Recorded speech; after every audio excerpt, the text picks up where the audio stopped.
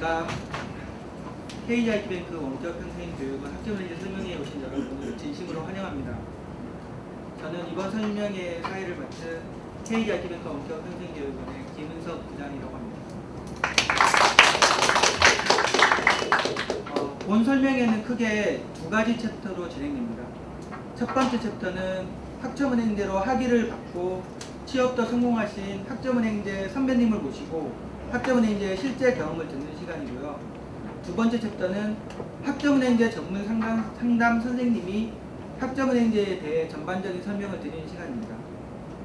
보다 자세한 순서는 배부에 드린 식순을 참고해 주시기 바랍니다. 자, 그럼 KGIT뱅크 원격평생교육원의 부원장이신 김다영 부원장님의 개회사로 설명회를 시작하겠습니다. 부원장님이 나오실 때 힘찬 박수 부탁드립니다. 안녕하세요. 원격평생교육원의 부원장으로 있는 김다영입니다. 이게 저희가 학점은행제 설명회를 한 달에 한 번씩은 항상 개최를 하고 있습니다. 지금 보셔도 굉장히 소규모라고 생각이 되시는 집단이 모여서 저희가 학점은행제라는 제도가 어떻게 진행이 되는 거고, 그리고 인해서 취득하는 학위가 어떠한 도움이 되는지를 설명을 계속 드리고, 이렇게 좋은 제도를 모르시고 계신 분들이 너무 많기 때문에 저희 내부적으로도 계속 고민을 하면서 어떤 방법으로 알려드리는 게 좋을까, 뭐 이런 선배님들도 오셔서 강의도 좀 해주시고 그런 자리를 저희가 마련을 하고 있습니다. 항상 설명회를 할 때마다 제가 개회사를 하는 경우도 있고 저희 원장님이 오시는 경우도 있는데 하나는 꼭 말씀을 드리는 것 같아요. 4차 산업혁명 너무 많이 나오죠. TV에도 나오고 인터넷에서도 계속 떠들썩하게 나오고, 그 중심에는 여러분들도 아시겠지만 IT라는 기술이 항상 있는 거고요. 불과 10년 전만 해도 세계 10대 기업이 전부 다 제조 회사였습니다. 근데 지금은 많이 바뀌었죠. 플랫폼 기반 구글이라든가 애플이라든가 이런 IT 쪽 기반 플랫폼 회사들이 많이 성장을 하고 있고요. 그거 외에도 IoT라는 기술들도 많이 발전을 하고 있습니다. 우선 그런 기업에 들어가시고 IT 회사나 그거를 융합해서 진행을 하는 기업에 입사를 하시려면 기본적으로 학력이라는 것도 굉장히 중요하다라고 여러분들도 느끼실 수 있을 겁니다. 제한선이라는 게 있어요. 입사를 하려면 입사 서류를 넣어야 되고, 그 서류를 통과할 수 있는 그 기준이 학력이라는 항상 문턱에 걸리는 경우들이 많으셨을 거라고 저는 생각이 됩니다. 이번 기회로 좀 많이 설명 들어보시고요. 학점은행제라는 제도가 왜 장점이고 왜 이렇게 알려드리고 싶고 왜 이렇게 모든 학생들이 모여서 궁금해하는지에 대해서 많이 좀 얻어가셨으면 좋겠습니다. 감사합니다. 네, 지금부터 첫 번째 챕터를 시작하겠습니다. 첫 번째 챕터는 학점은행제 선배님에게 실제 경험담을 듣는 시간입니다. 강연을 맡아주신 김현수님을 모시겠습니다. 박수 부탁드립니다. 안녕하세요. 이번에 챕터 하나를 맡게 된 김현수라고 합니다. 일단 직업은 개발자고요. 이제 일반적으로 이제 외부에서 강연을 듣다 보면 사회적으로 엄청 성공하신 분들을 많이 모티브로 이제 강연을 들으실 거예요. 그럴 경우에 나는 엄청 성공한 사람들이 될 수 있을까라고 하는데, 저는 어떻게 보면 위치가 좀 다를 수도 있다라고 생각을 하거든요. 그래서 이번에 그냥 평범한 직장인인 저의 생활을 한번 말씀을 드려보려고 합니다. 일단 저에 대해서 소개를 한번 해드릴게요. 저는 일단 지금 나이가 32살이고요. 05년도에 학점은행제를 시작을 했습니다. 그래서 2년 정도 솔직히 엄청 놀았고요. 학점은행제 평점이 3점이 넘지 않습니다. 그 상태로 이제 군대를 갔다 와서 이제 모든 학생분들이 이제 학점은행제를 이제 시작을 하면 2년 만에 학사 학위를 취득하려고 이제 노력을 하시잖아요. 저는 2년 반이 걸렸습니다. 그 대신 다른 걸 했죠. 그래서 전문 학사를 취득을 한 다음에 이제 뭐라도 취업을 하긴 해야겠고, 그래서 나름 개발자니까 여기 나눔 커뮤니케이션즈라는 회사에 입사를 하게 됩니다. 그 다음에 아무리 생각해도 지금 전문학사로는 어떻게 할 수가 없는 거예요. 여러분 잡코리아 같은 데를 가보시더라도 일단 시스템에서 막혀버려요. 내가 전문학사인데 회사에서 원하는 건 학사예요. 입사 지원 조건이 안 돼서 넣을 수도 없어요. 그렇다고 옛날 같은 경우에는 직접 뭐 이메일도 보내고 직접 찾아가 보기라도 하는데 그것도 안 되죠. 그래서 안 되겠다. 학사학이라도 다시 찾아봐야겠다라고 해서 고려사이버대학교에 이제 컴퓨터 정보통신공학과를 이제 들어가게 됩니다. 그러면서 이제 이직을 하게 되죠. 이직은 어떻게 보면 개발자의 특권이라고 할 수도 있죠. 왜냐하면 자기 기술만 가지고 있으면 어느 회사든 갈 수 있어요.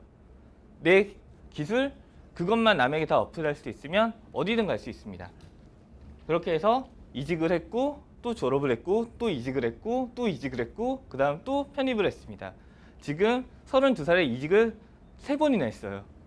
뭐 이직이 물론 좋다는 건 아니지만 내가 이 회사가 아니다라고 했을 때 넘어갈 수 있는 권한이 개발자한테는 있는 거예요. 자, 그리고 자격증 이거 2개밖에 없습니다. 이러닝 기노사 하나, 워드 프로세서 하나. IT에 관련된 거지만 아까 이거 시작하기 전에 동영상을 보셔서 아시겠지만 IT 관련 자격증은 물론 중요합니다.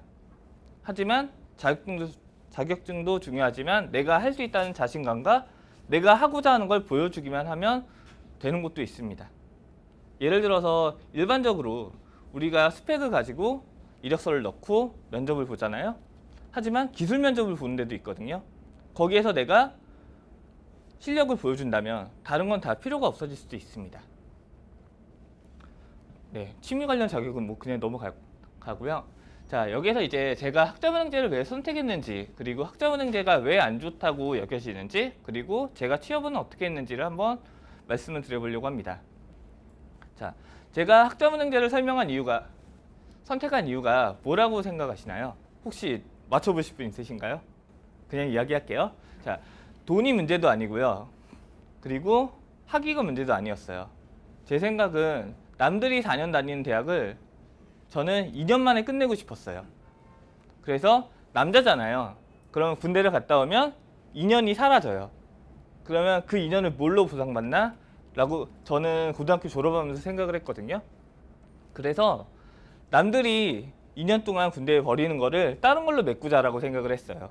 그래서 학점은행제를 선택을 해서 남들이 4년 동안 다닐 거를 2년 동안에 해결해보자 라고 했는데 보기 좋게 실패했죠. 왜냐면 나는 2년 동안에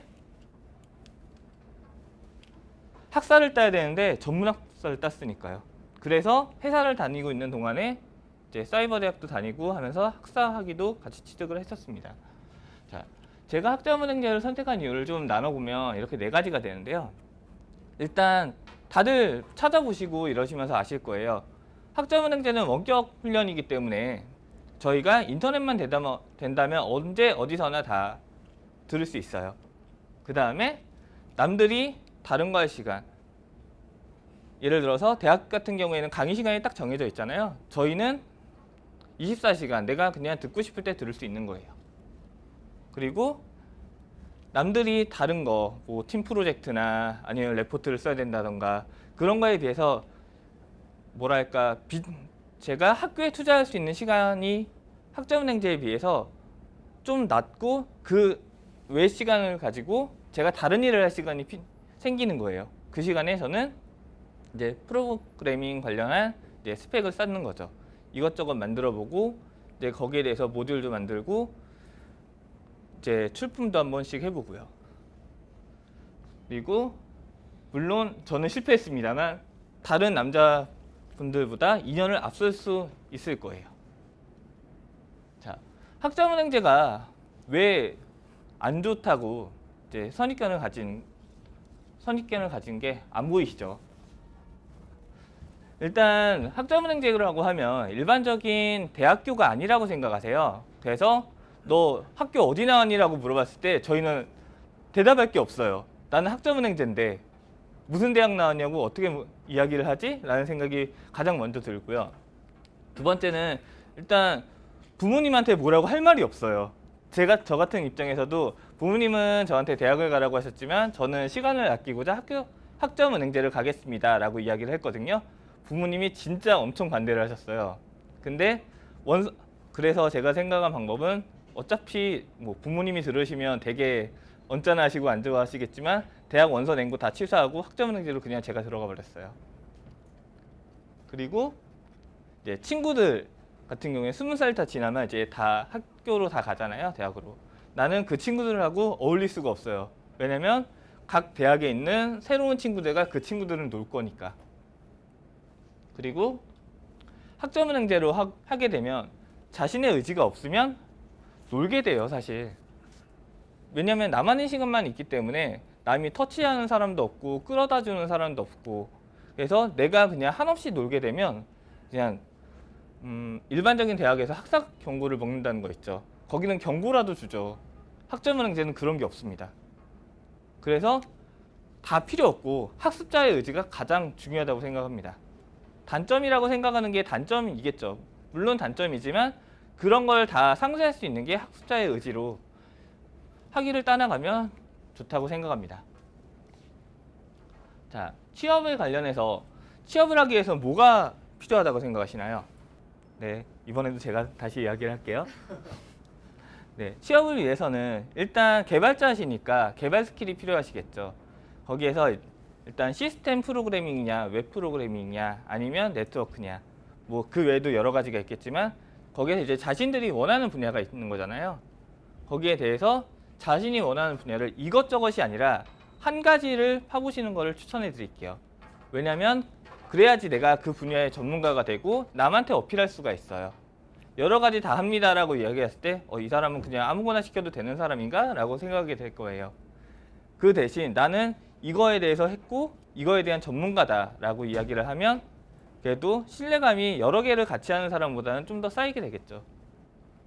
자, 제가 취업하는 방법, 제가 취업이 아니라 개발자가 취업하는 방법이지만, 자, 학위 필요 없다? 스펙 필요 없다? 그냥 포트폴리오하고 내 기술만 인정하면 된다? 아닙니다. 절대 아닙니다. 왜냐하면 저희가 이제 연애를 할 때 예선이 있고 본선이 있죠.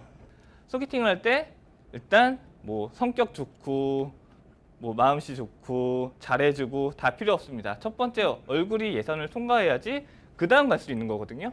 마찬가지입니다. 개발자도 일반적인 기업에 있는 직원이기 때문에 학력이랑 스펙이랑 그 밖에 이제 언어는 무조건 본다고 보시면 됩니다. 그래서 학위는 전문 학사는 무조건 따셔야 되고요. 학사를 따시는 걸 가장 추천해 드립니다. 그리고 학점은행제 학사가 끝이라고 생각하지 마세요. 더 갈 수 있습니다. 다른 학교를 더 갈 수도 있고요. 대학원을 갈 수도 있습니다. 학점은행제하고 일반 대학하고 144점 맞으면 이제 학사 학위가 나오기 때문에 대학원을 갈 수 있는 조건이 주어지잖아요. 그 이상 올라가서 더 좋은 회사, 더 좋은 위치로 갈 수 있습니다. 그리고 이제 요즘 일본에서 한국 학생들을 많이 뽑고 있는데요. 이제 일본어나 이제 다른 외국어를 하게 되면 이제 저희는 일반적인 실무 경력이 있는 사람들이기 때문에 일본에서 이제 뽑는 걸 아주 좋아한다고 합니다. 네, 짧게 이 정도만 하려고 하고요. 질문 한번 받아보겠습니다. 학점은행제를 통해서 취업하실 때 네.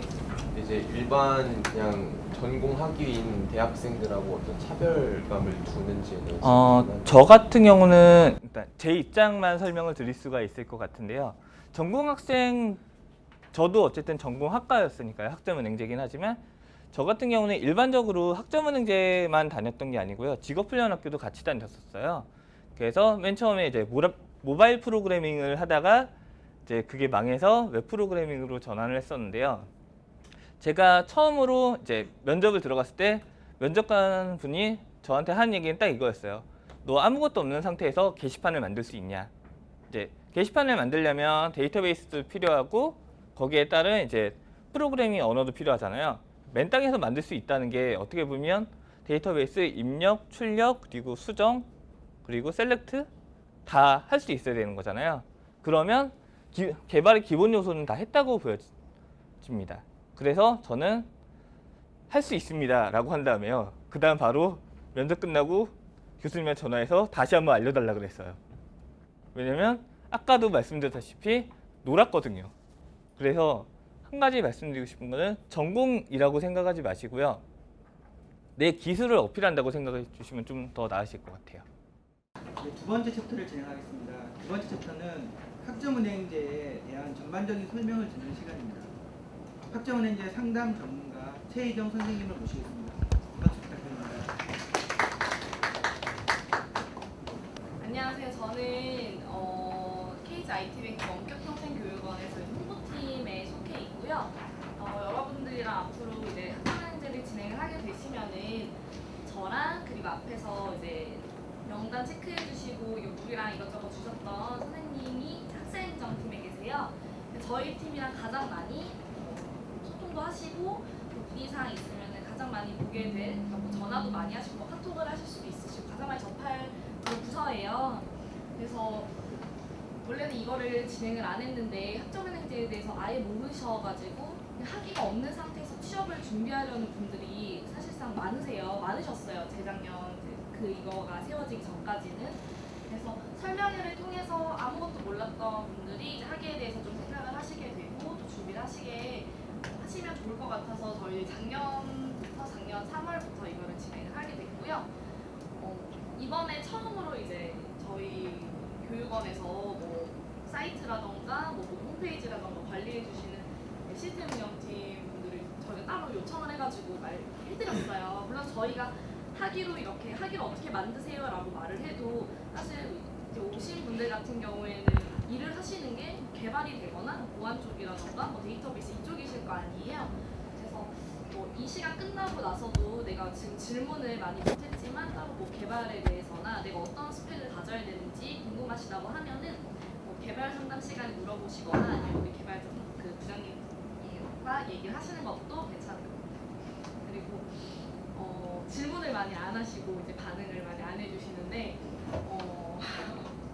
저도 막 고등학교 때는 되게 답변도 많이 한 학생이었어요. 그러니까 수업 분위기도 좋아지고 뭐 개별적으로 학점을 잘 받았는지 제가 거기에 대해서까지 말씀을 드릴 수는 없겠지만 되게 좋은 분위기로 집중도 잘 되고 그렇게 되더라고요. 그래서 물어보는 거 모르시겠으면 모른다고 말을 하면 되고 아는 부분에 대해서는 답장을 답변해 주시면 좋을 것 같습니다. 오늘 학점은행제 설명회를 우선 진행을 할 거고요. 중간에 모르는 게 있으면은 손을 들어서 말씀을 하시는 것도 저는 괜찮아요. 근데 마지막에 Q&A 시간이 있으니까 그때 같이 얘기하는 것도 좋을 것 같습니다. 먼저 오늘은 총 8개의 챕터로 구성이 됐어요. 첫 번째는 학점은행제에 대해서 무엇인지, 혹시 학점은행제가 뭔지 알고 오신 분 계세요? 찾아보셨거나 아니면 하고 계시거나 있으세요? 다 처음이신 거세요? 네, 그럼 학점은행제가 뭔지 사실 궁금하실 거예요. 가끔 문의를 주세요. 학점은행제가 정확하게 뭐예요? 이렇게 물어보시는 분도 있어요. 네, 거기에 대해서 어떻게 설명을 해드리는지 말씀을 드릴 거고, 두 번째는 방금 우리 김현수 개발자님이라는 것도 저희가 이렇게 해결됐는데 단점을 말씀을 해주셨고, 이제 거기에 대해서 상대적으로 장점, 그러니까 저희가 장점을 얘기한다고 하니까 그만 단점을 얘기하겠다 이렇게 하신 것 같아요. 학점은행제가 왜 지금 필요한지, 그리고 네 번째는 어떻게 해서 학위를 받기 위해서는 학점이 필요하거든요. 이 학점을 어떻게 취득해야 되는지, 그리고 이건 저희 교육원만의 이제 특장점, 그리고 비전을 제시하라. 이게 직관적으로는 어떤 건지 모르시겠지만 이제 저희 열심히 학생들을 찾았어요. 저희 학원도 다니고 원격으로 학위도 받으신 분 중에서 이제 취업을 하신 분들 3분, 다양하게 학위랑 그 기업 다른 기업 가신 분들 이렇게 3분 정도 찾았고, 어떤 공부를 하셨고 어떤 학위를 준비하셨는지 말씀을 드릴 거고요. 그리고 2분이 있는데 이분은 대학원에 가셨어요. 대학원에 가시고 싶어 하시는 분들도 일부 계시더라고요. 그래서 여기에 대해서도 얘기를 해드릴 거고, 7번 같은 경우에는 이제 어떤 질문을 많이 하는지 3개 정도 뽑아왔으니까 이거 들어주시면 되고, 마지막으로 Q&A 이렇게 진행을 하도록 하겠습니다. 혹시 제 말이 지금 좀 빠른 상태인가요? 괜찮아요? 그러면은 왜냐면 너무 늘어지면 힘들어하시는 분들이 있어서 이 속도로 그럼 가도록 할게요. 먼저 학점은행제란 무엇인가? 일단 누가 할 수 있는지 알아야 돼요. 이번에 이제 다 홈페이지에 보면은 최종 학력을 선택을 하게 돼 있었을 거예요. 왜냐면은 최종 학력에 따라서 내가 재학을 하고 있는 경우, 그러니까 학교를 다니고 있거나 아직 고등학교를 졸업을 안 했거나, 최근에 2분의 남성분이 연락을 주셨는데 검정고시를 봤대요. 근데 가채점을 해보니까 100% 합격이래요. 근데 합격한 이후에 학점은행제를 하실 수가 있어요. 여러 가지 제한 요건이 있는데 쉽게 생각하면은 고등학교를 졸업을 해야 돼요. 첫 번째는. 그리고 두 번째는 동등 이상의 학력을 가진 분들만이 학점은행제를 진행을 할 수가 있는데 이 동등 이상의 학력이라는 건 정확하게 어떤 건가요? 어떤 거라고 생각하세요? 고등학교 졸업자나 동등 이상의 학력 뭐가 있을까요? 검정고시 맞아요. 또?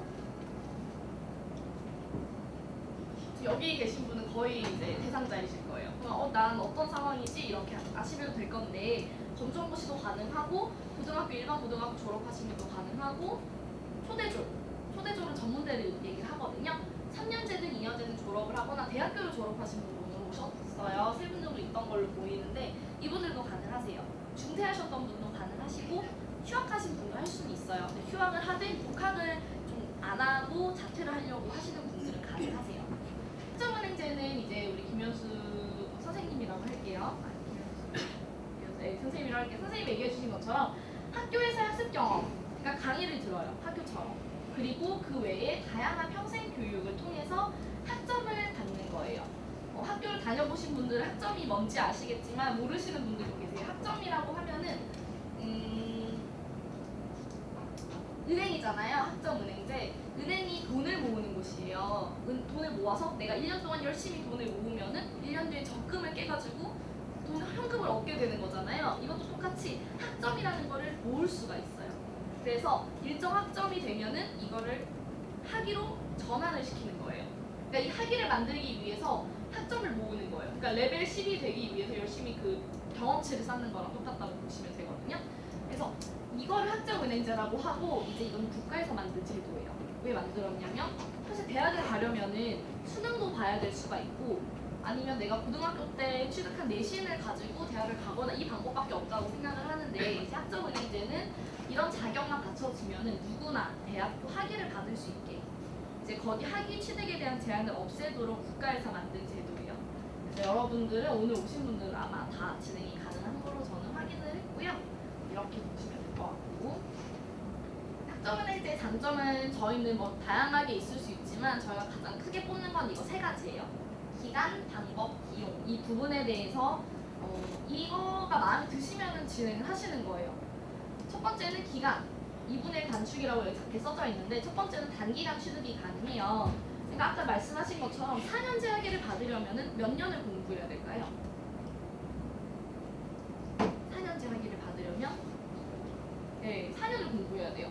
사실 4년을 공부해야 되는데 저희가 학교 다닐 때는 6년을 다닌 오빠도 있었어요. 그래서 초등학교 때는 아무것도 모르니까 너 대학교 몇 학년이야? 이러면 나 대학교 6학년이야 이러면 고등학교 때까지 모르잖아. 이게 그냥 웃긴 거 같잖아요. 대학교 6학년까지도 다닐 수가 있어요. 내가 어떻게 공부하는지에 따라서 4년이 걸리는데 학점은행제 같은 경우에는 아까 말씀하신 것처럼 내가 어떻게 공부하는지에 따라서 2년 만에도 4년제 학위를 받을 수가 있어요.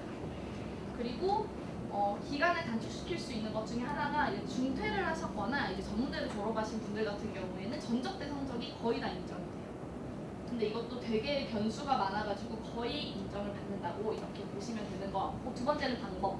왜 이렇게 기간을 빨리 할 수 있는 걸까? 라고 궁금하신 분들이 계실 거예요. 이거는 첫 번째는 온라인 강의다 보니까 시간과 공간에 제약이 없어요. 내가 학원에서 한 10시까지 공부하고 집 가가지고 컴퓨터 틀어가지고 하루에 뭐 1시간, 2시간 투자해가지고 공부하면 되는 거고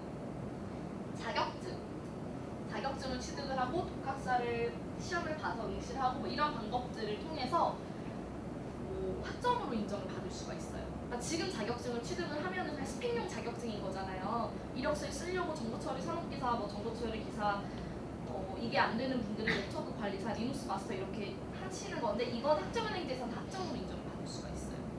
그래서 자격증을 중간중간 취득하시고 꾸준히 공부를 하시면은 이 기간이 나오는 거죠. 2분의 1 단축된 기간이 나오는 거고요. 마지막으로 비용이에요. 여기서 학교를 다니시는 분들도 당연히 계시겠지만 이제 공대, 컴퓨터공학과 같은 경우 정보통신공학이나 뭐 정보부학이나 공대로 빠져요.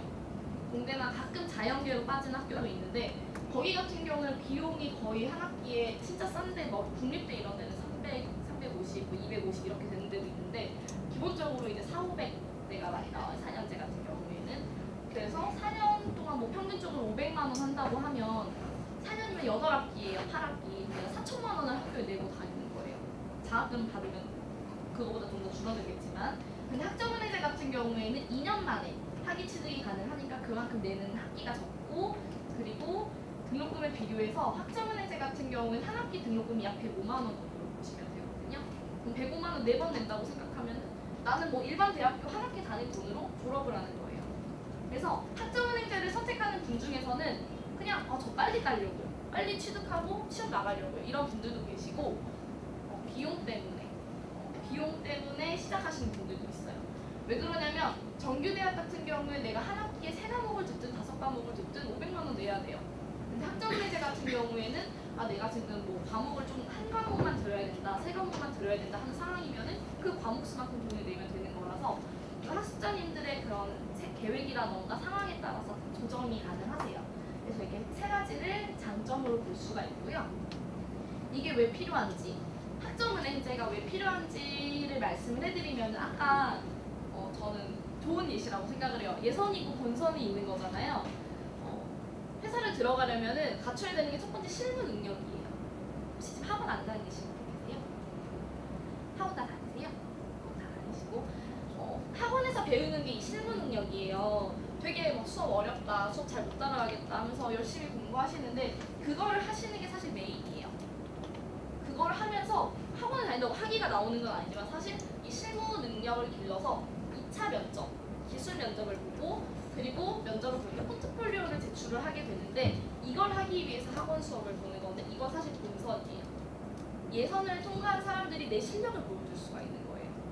예선이 어떻게 되냐면, 예선은 좀 아까 말한 것처럼 표면적인 걸 많이 봐요. 얼굴 본다고 하는 것처럼 예선에서는 최종 학력, 너 전문학사 뭐야, 너 학위 뭐야, 너 고졸이야, 초대졸이야, 대졸이야, 그렇게 보고, 너 학위가 있어도 전공이 뭐야, 경영학이야, 음악이야, 뭐 식물 그쪽이야, 뭐 생명공학 쪽이야, 이렇게 전공을 많이 보고요. 두 번째로 자격증을 봐요. 이제 우리 예전 같은 경우에는, 그러니까 아버지 세대나 그쪽 같은 경우에는 사실 학위가 있으면 학교만 졸업하면 취업을 했어요. 다 이건 들어보셨을 거예요. 그때 같은 경우에는 아무래도 일자리적인 부분이라던가 대졸자가 많이 없다 보니까 대학만 졸업하면 취업이 되는데, 요새는 거의 아니에요. 요새 자격증은 어떻게 보면 필수예요. 왜냐면 내가 이만큼 학교 생활을 통해서 내가 여기에 관심이 있어서 공부를 해서 자격증을 얻은 거고, 이게 특히 자격증 같은 경우에는 학력에 따라서, 경력에 따라서 취득할 수 있는 부분이 있거든요.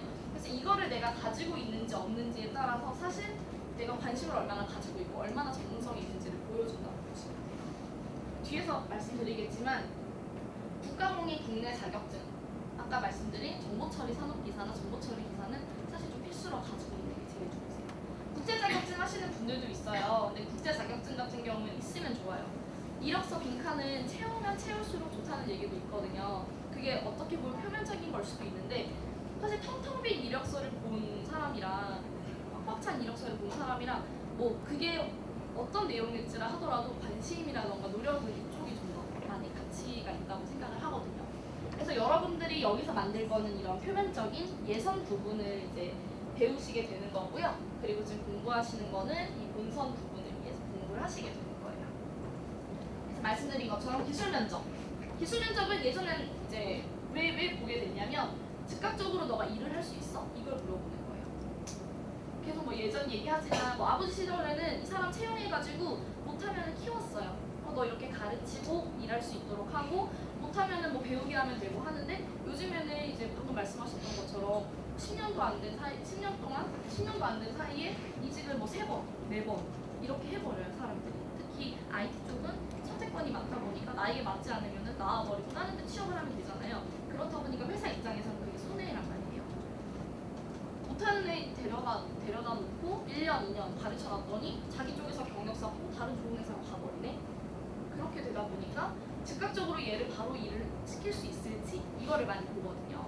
그래서 이거를 가지고 있어야 여러분들이 취업을 할 수 있냐 없냐가 좌지우지 되는 거고, 이제 이거는 서류 면접, 프로젝트를 어떻게 했는지, 자격증이 뭔지, 학력이 뭔지 이런 것들은 표면적인 부분으로 여러분들이 직접적으로 가지고 있어야 돼요. 그러니까 이거는 제가 처음에 입사할 때 좀 차별을 받지 않을까요? 라고 생각을 하는데, 저는 김현수 대리님이 이번에 학점은행제 이거 사실 이번에 처음 알았거든요. 찾으면서 거의 경력자 같은 경우 경력이 쌓이고 업무를 하다 보면은 이런 거에 대해서는 거의 제한이 없다고 보시면 돼요. 앞으로 IT 쪽에서는 처음에 입사를 할 때나 이력서라던가 이런 걸 내지, 이직을 하면은 이력서라기보다는 내가 어떤 업무를 했는지에 대한 그런 기술서를 작성을 해서 제출을 하거든요. 그래서 여러분들이 이 학력에 대해서만 너무 얽혀 있는 게 아니라 가장 중요하게 생각해야 되는 거는 내가 앞으로 어떤 회사에 가서 어떤 업무를 해서 얼마나 중요한 위치까지 올라가서 그런 알짜배기 일을 할지, 그리고 그걸 통해서 어떻게 내 경력을 개발할지, 그런 거에 대해서 지금부터 고민을 하는 게 제일 중요하세요. 그리고 전공학이라고 하면 전공 컴퓨터, IT를 내가 공부했는지, 학위는 학사인지 전문학사인지 왜 필요할까요? 네, 되게 저희가 자주 사용하는 말인데, 고졸도 사실은 취업은 돼요. 저희 학원에서 취업률이 이제 평균적으로 80%, 뭐 낮게는 70%하고 정보통신 분야 1위라고 말을 하는데, 취업은 다 돼요. 고졸도 되고 전문대도 되고 비전공자도 다 취업은 되는데, 사실 취업만 하는 게 목적은 아니시잖아요. 취업이라고 하면 사실 지금 학원 관두고 나가가지고 아무 데나 들어가도 취업은 가능하거든요. 근데 학력이라는 게 필요한 이유는, 학력이 있으면 이 세 가지가 다 업그레이드가 돼요. 취업 대우 조건, 연봉 얼마 받고, 똑같은 일 하는데 누구는 2천만 원 받고 누구는 3천만 원 받고 다 달라지는 거예요. 취업의 폭, 아까 말씀하신 것처럼 고졸자가 선택할 수 있는 폭이 이 정도라면 전문대는 이만큼, 교육자는 이만큼. 내가 넣을 수 있는 이력서가 달라요. 예전에, 지금은 아니라고 하는데 예전에 대학교를 자기가 동시에 다 넣었어요. 그 이유가 어느 학교 붙을지 모르니까 일단 양으로 승부하는 거예요. 저희 학교 선배 같은 경우에도 취업을 했는데 이력서 몇 개 넣냐고 하니까 102개 넣었대요. 102개. 그런 식으로 이제 취업의 폭, 내가 선택할 수 있는 기업 자체가 많으니까 그렇게 할 수가 있는 거예요. 이런 취업의 폭도 당연히 넓어지고, 말씀드린 것처럼 연봉 같은 경우에도 학력에 따라서 달라진다고 보시면 되세요. 이런 것들이 업그레이드가 되고, 또 추가적으로 다른 디자인팀 쪽으로 들은 건데, 이제 고졸인지 초대졸인지 대졸인지에 따라서 내가 똑같이 1년, 3년 일했어도 다르게 받아들여져요. 그러니까 기술자가 초급 기술자가 있고, 중급 기술자가 있고, 고급 기술자가 있고, 이건 국가에서 제시한 표준이 있거든요. 이제 모든 기업이 그걸 따르진 않지만, 이걸 통해서 내 연봉이라던가 내가 어떤 기술자인지에 대해서 정의를 할 수가 있는데, 뭐 예를 들어서 고등학교를 졸업한 사람이 8년 일해서 A라는 등급을 받았다면, 고급 기술자, 그러니까 뭐 대학교를 졸업한 학생은 3년, 4년만 일해도 A라는 등급을 받을 수가 있는 거예요. 그러니까 내가 학력이 언제부터 발생하는지에 따라서 시간을 본다고 생각을 하시면 되는 거예요. 시간을 가지고 내가 진짜 다른 사람 10년 일할 거 난 3년 만에 얻은 거면은 사실 그것만큼 대단한 게 없는 거거든요. 그래서 4년제 전공 학위를 진짜 최종적인 목표를 가지고, 아까 말씀하신 것처럼 지금 당장 학위가 필요하신 분들은 좀 타이트하게 해서 전문학사 먼저, 그리고 좀 나는 지금부터 길게 보겠다 하시는 분들 학사학위 먼저 다 진행을 하실 수가 있으세요. 그리고 학위를 어떻게 취득해야 되는지, 첫 번째는 학점을 취득을 해야 돼요. 학점을 취득하는 방법이 이렇게 크게 4가지가 있어요. 첫 번째는 온라인 강의, 두 번째는 자격증 취득, 세 번째는 국학사 응시, 네 번째는 전적대. 여기서 이거 3가지는 보통 하시고요. 거의 이거 2개만 하세요. 온라인 강의는 이제 저희 교육원에서 수강을 해서 학교 수업을 듣는다고 보면 돼요. 이러닝 평생학습센터 수업 들으세요? 안 되세요? 온라인 강의 뭐 EBS 이런 거 들어보셨어요? 안 들어보셨어요? 그 PC로 안 들어보셨어요? 혹시 뭐 유튜브는 보신 적 있으시죠? 나 유튜브를 본다고 생각하시면 되세요. 유튜브를 켜놓고 하루에 봐도 되고, 이틀에 봐도 되고, 일주일 내내 봐도 되고, 켜놓고 정해진 시간만큼 들으면 출석으로 인정이 되고, 고등학교 때 중간고사, 기말고사 봤잖아요. 보셨어요? 다행이네요. 중간고사, 기말고사 보신 것처럼 대학도 똑같이 중간고사, 기말고사 보고, 학점은행제도 같은 대학 수업이기 때문에 중간고사, 기말고사 봐요. 어렵다고 생각하신다면 정말 무한무진하게 어렵겠지만, 저희가 교환이라는 거를 따로 제공을 해드리거든요. 그러면 쉽게 생각 PC 2대를 이용하셔서 이쪽에는 시험 프로그램 깔아 놓으시고, 이쪽에서는 교환 틀어 놓으시고 찾아서 보시는 것도 가능하세요. 오픈북이다 보니까. 그래서 한 학기 열심히 하면 수료를 하실 수가 있고요. 문제가 되는 건 자격증이에요. 자격증은 처음에 알려드려요. 어떤 거 취득하세요, 뭐 이거랑 이거 취득하세요 말을 하는데, 자격증은 사실 개인이 공부하고 개인이 시험 응시를 해야 되는 거잖아요. 이거 안 하시는 분들은 진짜 계속 안 하세요. 계속 안 하시니까 자격증 취득 같은 경우에 처음에 안내해드리고 언제까지 이거를 꼭 취득하시는 게 좋겠다 말씀을 하면은 딱 머릿속에 기억해놨다가 시험 공부 열심히 하셔서 최대한 빨리 보시는 게 제일 좋으세요. 세 번째 독학사라는 건데 이거 들어보신 분 계세요? 독학사? 물어보지 않을 거예요. 독학사가 뭔지. 없으세요? 독학사는 쉽게 생각하면 자격증이랑 똑같다고 보면 돼요. 독학사라는 시험이 있는데 이거를 내가 개인적으로 공부를 해서 정해진 날짜에 시험 보러 가서 합격하면 학점으로 얻는 거예요. 1단계, 2단계, 3단계, 4단계가 이제 1단계는 올해 끝났어요. 1년에 한 번밖에 시험이 없어서. 1단계는 교양 시험으로 뭐 국어, 영어, 일본어, 국사 이런 시험이고요. 2단계랑 3단계는 컴퓨터 공학을 하시게 된다고 하면 컴퓨터 쪽 전공 시험을 보시게 될 거예요. 그래서 이번 독학사 같은 경우에는 2단계는 오늘 17시까지 마감이어가지고 아마 만약에 하시게 된다고 하면 3단계를 보시게 될 거예요. 3단계는 이제 8월쯤에 시험이 있어요. 그리고 마지막으로 전적대. 이거는 해당이 되시는 분이 있고 안 되시는 분이 있어요. 전에 학교를 한 학기라도 수강을 하신 분, 한 학기 F 없이 이수를 하셨으면은 거기에 있는 학점을 가져오는 거예요. 포함이 안 되는 분들은 이제 고졸자분, 대졸자분은 포함이 안 돼요. 필요가 없으니까. 이 네 가지 방법을 통해서 학점을 얻으시는 거고요. 이 학점을 통해서 일정 조건을 완료를 하시면은 학위로 변환이 되세요. 학점 취득 방법은 크게 네 가지로 보시면 되고, 그리고 좀 자세하게 얘기를 해드리면은 온라인 강의 이렇게 생겼어요. 유튜브랑 조금 다르죠. 좀 다른데 보통 EBS를 들어가면 EBS 무료 강의예요. 이렇게 생겼어요. 이번 시간에는 뭐 주요 영어, 오늘의 목표 이런 거 다 있고 여기서부터 여기까지 들으면 돼요. 페이지 넘기면서 이렇게 하면은 이제 한 강의가 끝나고 이제 1주차 강의가 끝나고 2주차 강의가 끝나고 한 학기는 총 15주예요. 한 학기가 다 모든 학교가 15주 구성이 되니까 이거를 다 수강을 하시면 되고, 뭐 여기 보면 뭐 단답형 퀴즈라고 있어요. 잘 안 보이시겠지만 선생님 단답형 퀴즈 못 맞추면 점수 깎여요? 이렇게 가끔 물어보시는데 이런 거는 전혀 상관이 없어요. 그래서 좀 이런 거 요령 있는 분들은 이거 한 3초짜리면 3초하고 넘어가고 3초하고 넘어가고 이렇게 요령도 생겨요.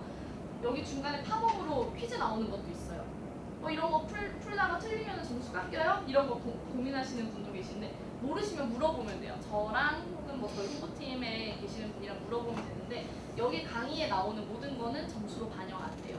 대신 첫 번째 챕터부터 마지막 챕터까지 다 수강을 하셔야 출석으로 인정이 되니까 중간에 뭐 이 정도 듣다가 너무 듣기 싫어요 이러면서 이쪽 버튼 누르시면 안 돼요. 이해 안 되셨어요? 다 들으시면 되는 거예요. 온라인 강의를 수강하는 방법은 다 들으면 되고요. 시험 기간 때 시험 보시고 과제 나오면 과제하고 이것만 하시면 돼요. 한 과목당 3학점씩 구성이 되고 한 학기에 최대 들을 수 있는 건 24학점이에요. 몇 과목일까요? 8과목이에요. 맞습니다. 다른 분들 몰라서 대답하신 거 아니죠? 진짜 몰라서. 네, 24 나누기 3을 하면 8이 되거든요. 그래서 8과목을 할 수가 있는 거고 1년에 42학점까지 취득할 수 있어요. 몇 과목을 취득할 수 있는 걸까요? 식을 알려드리면 42 나누기 3을 하면 돼요. 네, 맞아요. 14학점. 14과목. 14과목을 할 수가 있어요. 그래서 보통 저는 1학기, 2학기에 7과목씩 들으세요 라고 말을 해요. 왜냐면 일주일이 7일이니까 7과목이면 쉽게 생각하면 하루에 한 과목씩만 들으면 되거든요. 하루에 1시간 30분 정도만 두자. 한 강의에 평균 1시간 30분이니까. 근데 저는 주말밖에 시간이 안 돼요. 그럼 주말에 다 들으면 돼요. 토요일에 하루 만에 7개 다 들어도 되고 토요일 3개, 일요일 4개 들어도 되고 전 새벽에 듣고 싶어요. 새벽에 들으면 돼요. 그건 다 학습자님이 자율적으로 하는 거지만 내일 들어야지 하다 학기가 끝날 수 있어요. 10번 이상 빠지면 F예요.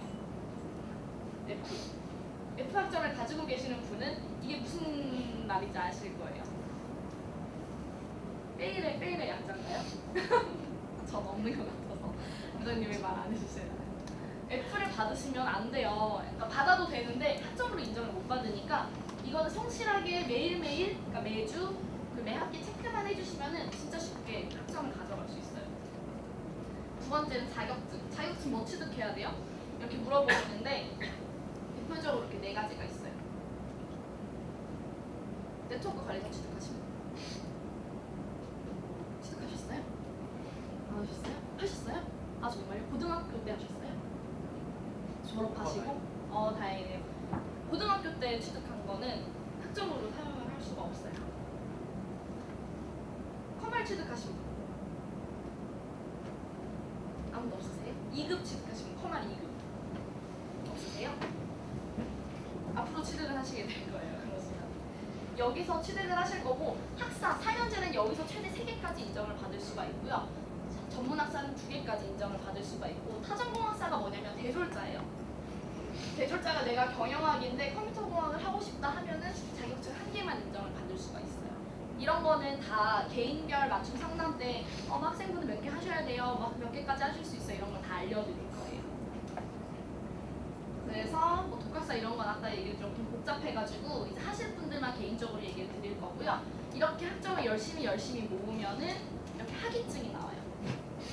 학위증은 너 어느 학교 나왔어? 라고 할 때 저 학점은행제로 컴퓨터공학 학위 취득했어요. 이렇게 말을 하는 게 저는 가장 좋은 대답이라고 생각을 하고 학위증은 이렇게 2분의 이름으로 나와요. 첫 번째는 평생교육진흥원장명, 두 번째는 교육과학기술부 장관명으로 이렇게 땅땅 도장 찍혀서 나오고요. 이게 4년제 학위증이에요. 한마디로 이건 대학교를 졸업했다는 증서이기 때문에 그래서 대학원을 갈 수가 있는 거고 그래서 대학교를 졸업한 사람을 채용하는 기업에 응시를 할 수가 있는 거예요. 지원을 할 수가 있는 거예요. 그래서 아까 말씀드린 것 이게 끝이 아니에요. 이게 끝인 분들도 있겠지만 내가 좀 더 뭔가 다른 걸 하고 싶다 하면은 거기에 맞춰서 계속 진행을 하시면 되는 거예요. 자, 교육원의 특장점. 아까 말씀드린 것처럼 어렵지 않아요. 강의가 수료가 거의 100%는 아니지만 다 80%는 넘잖아요. 100%가 아닌 이유는 아까 말한 것처럼 안 들어서 그래요. 내일로 미루다가 안 들어가지고 그렇게 되거나 시험이 중간고사 기말고사 있는데 하나도 안 볼 때 정말 그런 분들이 계세요. 그런 분들이 이렇게 이 2%를 차지하시는 거고 내가 성실하게 잊어버리지 않고 저희도 동료 문자 이런 거 다 나가거든요. 그러시는 분들은 다 수료하실 수 있어요.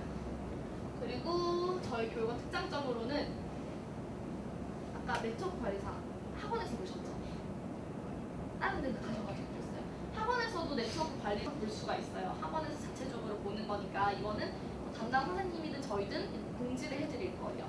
그래서 공지를 할 때 최대한 빠른 시간에 이거 취득을 해주시면 되고 그리고 자격증, 정보처리 산업기사, 커말 1급, 2급 네트워크 관리사 이건 저희가 다 자격증 강의 온라인으로 있어요.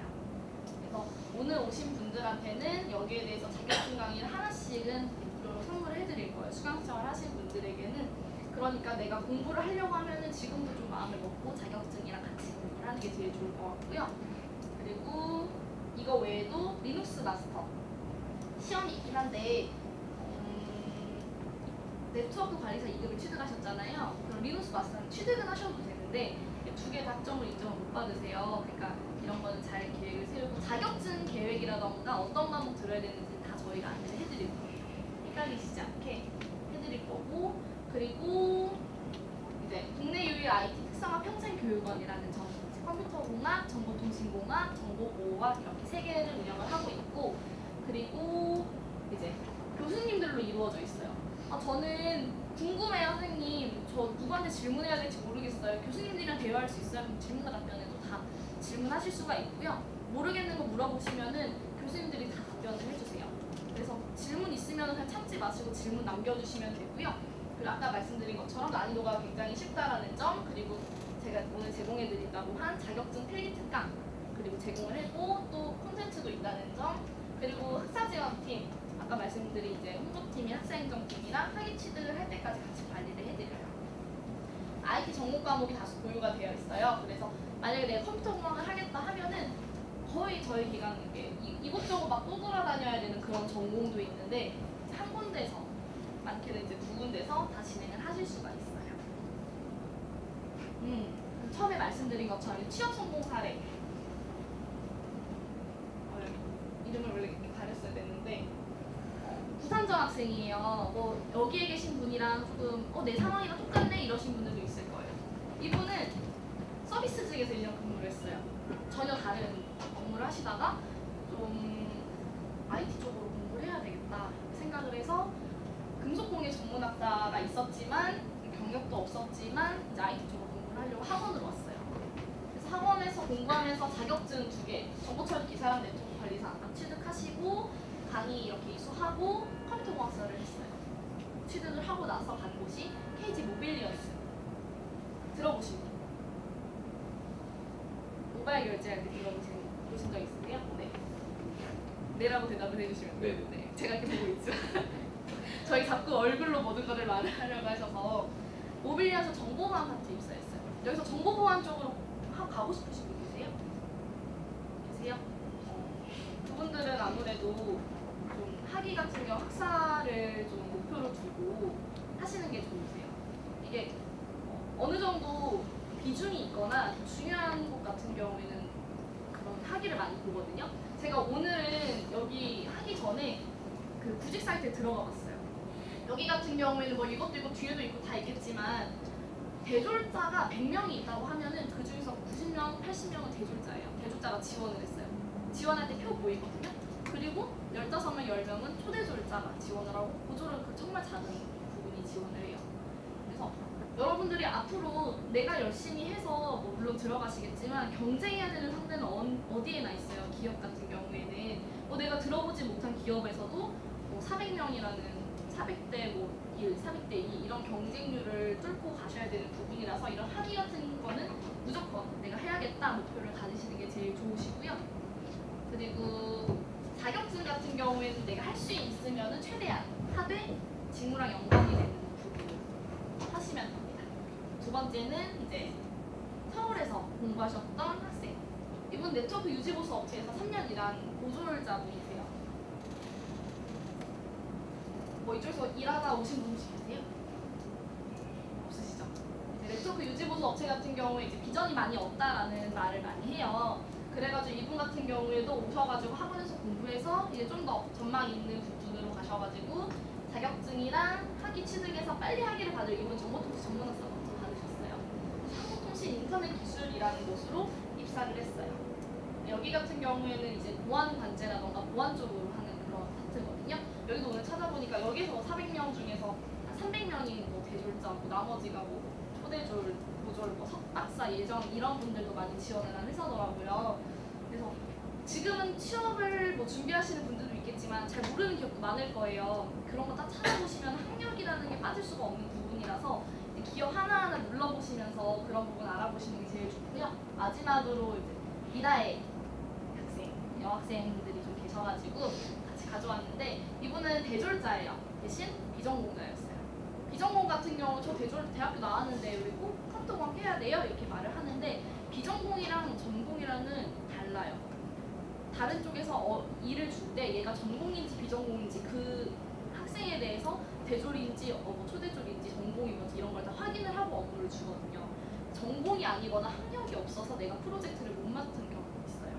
그래서 이런 부분은 내가 좀 부족하다 싶으면은 빨리 학점은행제를 통해서 학위를 변경을 하는 게 좋고, 그리고 이분은 이제 타전공으로 받으셔가지고 KG 이니시스 시스템 개발팀에 입사를 했어요. KG 이니시스도 이제 카드 결제하실 때마다 보실 수가 있을 거예요. 이제 카드 결제 1위 기업인데 이제 이런 곳 같은 경우에도 뭐 학력을 안 본다 말하는 것도 있지만 사실 학력을 지원하는 데가 거의 대졸자분들이 대부분이시다 보니까 그런 부분도 있고, 내가 서류 같은 경우에는 기본적으로 빠지는 게 없으면 합격이에요. 중요한 거는 아까 말씀드린 기술 면접, 포트폴리오 이쪽이니까 학원에다가 많이 투자를 하시고 이거는 기본 베이스로 끌고 가시는 게 제일 좋으세요. 그리고 세 분의 공통점은 정보처리 기사랑 정보처리 산업기사를 따셨다는 거예요. 중요하다고 처음에 말씀을 드렸는데 이제 세 분 같은 경우에도 뭐 우연의 일치일 수도 있겠지만 이런 국가 자격증을 취득을 하셔가지고 여러분도 이왕이면 취업하기 전에 산업기사, 적어도 산업기사 정도는 취득을 하는 게 좋겠다고 생각을 하고요. 아까 말씀드린 대학원, 정보통신대학원, 아주대학교 정보통신대학원에 갔어요. 여기 말고도 다양한 대학원에 갈 수가 있는데 저희 교육원이라는 아주대학교 대학원이랑 그 협약이 되어 있어가지고 만약에 대학원을 희망하시는 분 같은 경우는 추천서를 작성해드리니까 대학원까지 진학을 하실 수가 있어요. 이 학생 같은 경우에도 고등학교 졸업하고 빠르게 정보통신공학 학점은행제 학사학위 받고 받고 대학원까지 가는 그런 케이스고, 쌍둥이인데 양병혁이라는 학생은 컴퓨터공학과를 했어요. 좀 다른 케이스로 했는데 똑같이 아주대학교 정보통신대학원에 재학을 하고 있습니다. 10년도니까 뭐 지금쯤이면은 네, 다 진행했겠네요. 우선은 오늘 뭐 학점은행제가 왜 필요한지, 장점이 뭔지, 어떻게 학위를 받고 어떻게 학점을 받는지, 그리고 어떤 케이스가 있는지 말씀을 드렸고요. 이제 마지막이에요. 학점은행제 시작 전에 가장 많은 질문이 있어요. 세 가지를 말씀을 드릴 건데, 아까 처음에 말씀드린 것처럼 휴학 중인데 해도 돼요? 가능해요. 가능은 한데 자퇴 신청을 해야 돼요.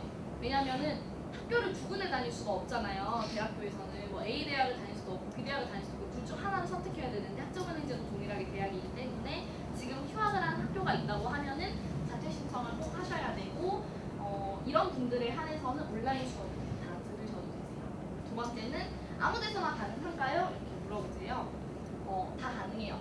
이게 선생님 처음에 할 때 PC 등록이라는 걸 해요. 그래서 PC 등록 해버려가지고 다른 데서 못하는 줄 아시는데 IP는 3개까지 인정을 받을 수가 있거든요.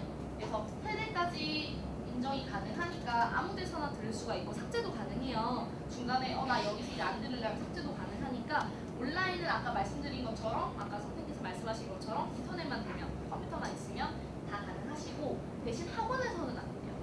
학원에서는 한 PC에 두 사람이 동시에 들을 수가 없거든요.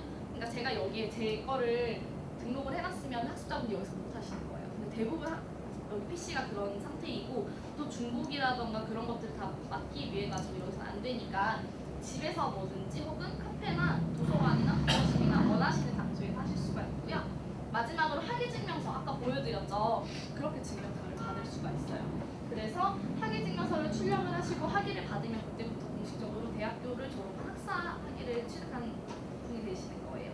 그때부터 내 공식적인 경력 혹은 내 모든 대우라던가 그런 것들 연봉 협상에서 이루어질 수가 있고, 내가 취업을 하기 전에 학위를 받게 되면 난 대졸자로 취업을 하는 거고, 그런 것들이 이제 여러분이 선택해야 되는 부분인 것 같고요. 어쨌든 여러분들한테 가장 중요한 건 학력적인 부분과 뭐 비전적인 부분인데, 비전적인 부분은 PT 안에서 제가 배웠을 거고, 좀 더 이 부분 같은 경우는 구체화 시켜가지고 내가 어떻게 하면은 학위를 취득할 수 있는지에 대해서 그거까지만 말씀드려서 한 15분에서 20분 정도면 종료될 예정이니까 좀만 더 참아주시고 해주시면 될 것 같습니다. 그래요. 일단 그러면 여러분들의 실례지만 최종 학력이라든지 그런 사항에 대해서 알아야지 제가 두 가지 매뉴얼을 잡고 설명을 드릴 수 있을 것 같아요. 혹시 그러면 여기서 4년제 졸업을 하신 분도 있으신가요?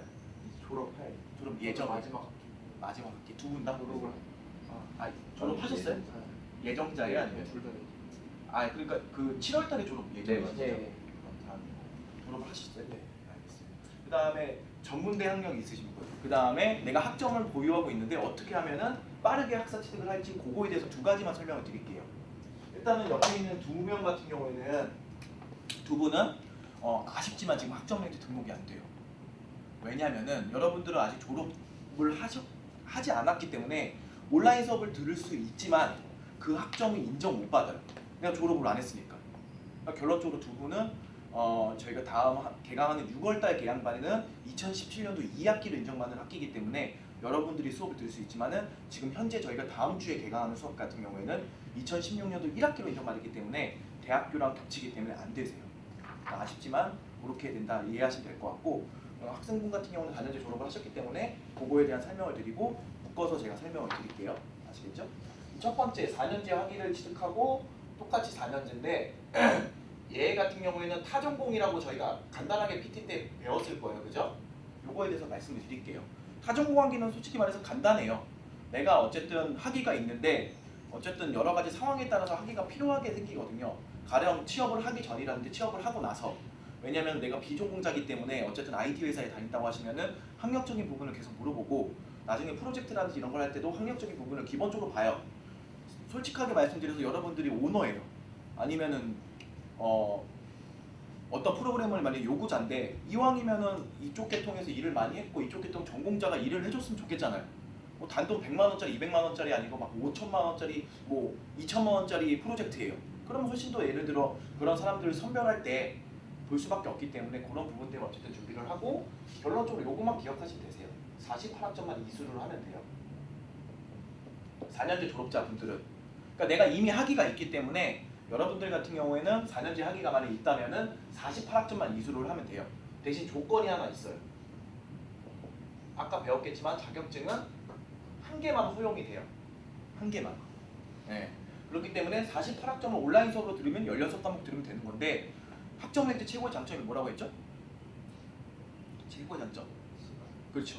학점은행제 하신 분들은 거의 대부분 90%는 시간적인 부분을 빨리 하려고 하는 거기 때문에 내가 48학점 이수를 할 건데 자격증 한 개 취득이 가능한 거니까 자격증 내가 준비하는 거에 따라서 달라지는 거예요. 내가 정보처리 기사를 응시가 가능하거든요. 4년제 학위가 있으시기 때문에 기사를 준비하면 20학점이 되는 거고 산업기사를 준비하면 16학점이 되는 거고 자격증 난이도 제일 쉬운 건 네트워크 관리사 2급이에요. 그래서 그건 14학점이에요. 그래서 만약에 학생분이 준비를 하면 어떤 자격증 준비할 생각인가요? 정보 처리 기사, 네트워크 관리 기사. 근데 자격증은 한 개밖에 일단 인정이 안 되고 정보 처리 기사. 정보처리 기사. 그래요. 그러면 정보처리 기사가 어쨌든 2회차까지 접수기가 끝났기 때문에 3차 때는 응시가 가능하거든요. 그럼 정보처리 만약에 기사를 올해 12월 말까지 취득을 했어요. 그럼 20학점이잖아요. 그죠? 그럼 28학점이기 때문에 온라인 수업 몇 과목 들으면 될까요? 온라인 수업 한 과목당 3학점이에요. 그럼 나 몇 과목 들으면 되죠? 9개 너무 그렇죠. 3 곱하기 2면 다 틀렸어. 10과목이에요. 예. 여러분들이 10과목만 이수하면 돼요. 왜냐하면 한 과목당 3학점이니까 내가 28학점 모자르잖아요. 그렇기 때문에 10과목 이수하면 되기 때문에 첫 학기 5과목, 그 다음에 2학기 때 5과목 만약에 수강하시면 학생분은 12월 말에 4년제 타전공 학위를 받을 수 있는 거예요. 이렇게 이제 학습 설계가 끝나는 거죠. 그러니까 자격증만 취득한다고 하시면 학생분은 크게 노력 없이 내 4년제 전공 학위가 생기는 거세요. 이렇게 잡아드리면 될 것 같고요. 문제가 되는 건 이 부분이거든요. 4년제 학위가. 학과 어느 학과 졸업하신 거죠? 스마트. 스마트 디자인과. 그 다음에 학과가 어떻게 되시죠? 저는 예술 경영하는 예술 완전 경영. 다르는데. 상관없어요. 네. 어느 학과? 건축학과. 네, 상관없어요. 왜 여쭤봤냐면은 어쨌든 우리가 4년제 학위를 받기 위해서는 140학점이 필요해요. 근데 우리는 4년제 학위가 없기 때문에 타전공 학위를 준비하는 게 아니고 140학점 맞춰야 돼요. 이해되시죠? 그럼 얘를 깨부셔서 전공이 60학점 필요하고 일반이 50이 필요하고 교양이 30이 필요해요.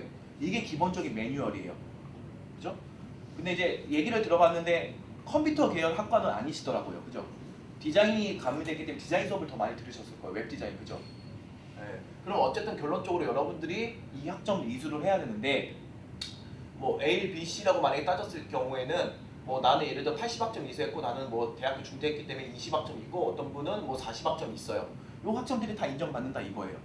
어차피 일반과 교양 학점이 80학점이 필요하기 때문에 내가 이수한 학점들 대부분 다 인정받을 수 있다 이거예요.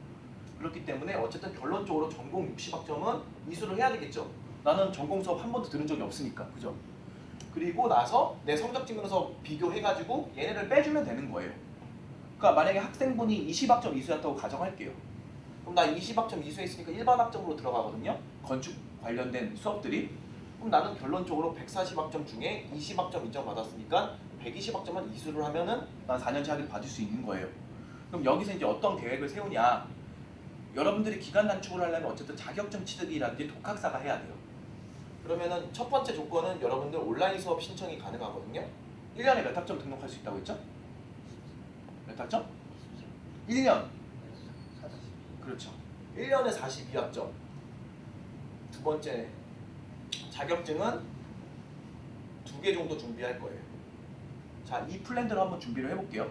학생 플랜대로. 내가 140학점이 필요한데 전적대 20학점이니까 120학점 남았죠. 그죠? 그러면은 우리가 이 120학점을 1년 6개월 플랜으로 한번 해볼 거예요. 내년 7월 달에 학사 신청하는 목표로 한번 해볼 거예요. 그러면 이번에 온라인 과목 신청해가지고 42학점 신청하고 다음 2018년도 1학기 때 온라인 수업 신청할 수 있는 최대 학점은 24학점이에요. 이렇게 온라인 수업이 맥시멈 신청이 가능한 거예요. 이해되세요? 여기까지? 그럼 내가 온라인 수업으로 내년 7월 달까지 온라인 수업을 맥시멈으로 신청할 수 있는 건 66학점이니까 빼면은 54학점이죠. 이거 뭘로 준비할까요? 이거 뭘로 준비할까요? 54학점을 바로 자격증과 독학사로 준비하는 거예요. 그러니까 쉽게 말해 이 54학점을 내년 7월 달까지 우리가 자격증과 독학사로 메꾸면은 우리는 4년제 학위를 1년 6개월 안에 받을 수 있는 거예요. 난 대학교 한 학기밖에 안 다녔는데. 그러니까 결론적으로 어쨌든 1년 6개월 안에 4년제 학위를 받는 거겠죠. 그래서 이렇게 만약에 준비했을 때 첫 번째 자격증은 난이도 제일 쉬운 네트워크 관리사 14학점. 두 번째는 컴퓨터 활용 능력 1급 14학점. 그 다음에 정보처리 산업기사. 이렇게 16학점 만약에 3개를 취득하는 거예요. 올해 한 9월 달까지 네트워크 관리사 2급 학원에서 응시가 가능하니까 이거 시험 보시고, 그 다음에 컴퓨터 활용 능력 뭐 내년 한 1월 달까지 준비하는 거예요. 그리고 나서 3월 달에 내년 정보처리 산업기사 준비하면 되는 거예요. 그러니까 분기마다 어쨌든 자격증 하나 정도 취득하면 되는 거니까 할 수 있는 정도겠죠. 이 정도면. 그죠? 그럼 이렇게 자격증 3개 취득하게 됐을 때 나 54학점 필요한데 44학점 이수했으니까 10학점 모자르잖아요. 얘를 뭘로 준비할까요? PPT 할 때 간단하게 설명을 드리긴 했지만 독학사라는 걸 준비할 거예요. 독학사가 뭐냐면 우리 중고등학교 때 모의고사 같은 거 보잖아요. 그래서 어떤 과목을 내가 시험을 봐가지고 그걸 100점 만점에 60점만 넘으면 되기 때문에 전략적으로 다 보는 게 아니고 우리가 필요한 3과목만 볼 거예요. 그러면 12학점을 얻을 수가 있거든요. 그럼 결론적으로 여러분들은 자격증 3개 취득하고 내년에 독학사 공부해가지고 3과목 이상 패스하면은 1년 6개월 안에 4년제 학위를 받을 수 있는 거예요. 그러니까 학생분 예를 든 거지. 만약에 학생분이 만약에 60학점 이수를 했어요. 그럼 학생분은 자격증을 하나 더 안 취득을 해도 되는 거예요. 학점을 보유하고 더 있으니까. 만약에 전문대를 졸업을 했어요. 뭐 성적증명서 봤는데 80학점 인정받았어요. 그럼 학생분은 자격증 2개만 하고 독학사는 안 해도 되는 거예요. 그러니까 학생마다 학점들이 다 다르기 때문에 매뉴얼은 다르지만은 어쨌든 규칙은 1년에 42학점이고 자격증 취득하고 독학사 한다. 이 규칙에서만 준비를 하시면 될 것 같아요. 어렵지 않죠? 그렇죠? 어차피 모든 학생들은 1년에 42학점 신청이라는 건 동일하게 적용이 되는 거고 그 안에서 내가 자격증과 독학사 합격 유무에 따라서 기간과 금액이 달라진다. 이렇게 이해하시면 될 것 같아요. 어렵지 않으세요. 근데 이제 여기서 이제 중요한 점이 뭐냐면은 이제 저희가 다음 주에 이제 개강이거든요. 근데 이제 여러분들한테 양해의 말씀을 드리는 게 어쨌든 두 분은 어쨌든 등록이 안 되니까 어쩔 수 없는 거지만은 저희가 이제 4월달 개강반이 2017년도로 인정받는 1학기 마지막 개강반이에요. 앞서 제가 말씀드린 1년에 42학점 말씀드렸잖아요. 그 42학점을 등록할 수 있는 기회가 이번이 마지막이에요. 그래서 늦어도 여러분들은 만약에 등록을 하시려면 수요일까지 등록을 하셔야 돼요. 아무리 늦어도. 왜냐하면 개강이 다음 주 목요일이기 때문에. 그래서 이제 설명이 오셨기 때문에 설명에 여기 불러 오신 분들한테만 말씀을 드리는데 저희가 이제 온라인 수업을 만약에 신청을 하게 되시면 이제 금액이 발생해요. 여러분들 개인적으로 공부를 하셔야 되겠고요. 어쨌든 학력에 대해서 어쨌든 플러스 될 요일이기 때문에 생각을 주말 동안 고민을 해보시고 말씀을 드리는 게 설명해 오신 분들 같은 경우에는 이제 일단 1차적으로 10% 장학을 해드려요. 그러니까 뭐 여러분 학생분한테 말씀하시면은 이해 아실 거예요. 과목당 15만 원이에요. 그렇기 때문에 만약에 뭐 7과목 등록하면 105만 원, 뭐 6과목 등록하면 90만 원 이렇게 되는데 설명해 오신 분들을 한해서만 10% 장학을 넣어드리기 때문에 뭐 등록할 때마다 한 7만 원에서 8만 원 정도 이제 세이브가 되실 수 있으시고 두 번째는 자격증 어쨌든 준비를 하셔야 되기 때문에 자격증 특강을 분기별로 등록할 때마다 오픈해 드릴 수 있어요. 첫 번째는 뭐 네트워크 관리사 2급, 두 번째는 커말, 세 번째는 산업기사. 나는 산업기사만 준비하겠다면 산업기사만 틀어드릴 수 있고요. 이 두 가지 이벤트를 적용을 시켜드리기 때문에 주말 동안 고민을 하신 다음에 월요일날 아니면 화요일까지 결과를 말씀해 주시면 될 것 같아요. 등록을 하셔도 되고 안 하셔도 문제는 그거는 상관이 없는데 어쨌든 제가 입장에서 봤을 때 마지막 기회거든요. 1학기로 인정받는 학기가 42학점이다 보니까 그렇기 때문에 만약에 학위에 대해서 어느 정도 생각이 있었고 할 생각이 있다 하셔가지고 여기 오신 거잖아요. 그럼 제가 봤을 때 꼭 이번 4월 개강반에 들어가셔서 뭐 기간이 2년이 걸릴 수도 있고 1년 걸릴 수도 있고 3년이 될 수 있어요. 근데 시작을 하신 분들은 어떻게든 학위 받거든요. 왜 내가 투자한 그 비용이 있고 진로가 아예 변경되지 않는 이상은. 근데 시작도 안 하신 분들은 뭐 지금 상황적으로 뭐 금전적인 부분이 안 돼가지고 등록 못 했어요. 그럼 어떻게 해드릴 수가 없어요. 그거는. 근데 어쨌든 여러분들이 알고 있는 지인분이라든지 친구분들은 4년제 대학교를 뭐 학자금 대출 받으셨나요 혹시? 네. 그러니까 그렇게 받아가면서 어쨌든 빚이 어쨌든 뭐 한 2천만 원 정도 될 수 있을 거예요. 아마 학자금 대출 받고 만약 했으면. 그래도 4년제 학위 받는 이유는 아까 계속 말씀드린 것처럼 기본적인 매뉴얼을 맞추기 위해서요. 그러니까 내 실무 능력을 보여주기 전에 학력이 안 되면 내가 지원하고 싶은 회사는 지원이 안 되는 사회적인 현실이기 때문에 그거는 감안했을 때는 꼭 이번 기회를 살려서 꼭 준비를 하셨으면 좋겠어요. 그래서 여러분들 보시면은 그 방문 상담 카드라고 있거든요. 거기에 내용을 적어주시고요. 본인 인적 사항이라든지 기본적인 사항에 대해서. 그다음에 맨 위에가 그 월요일 내지 화요일 날 상담이 가능한 시간을 적어주시면은 저희가 연락을 드릴게요.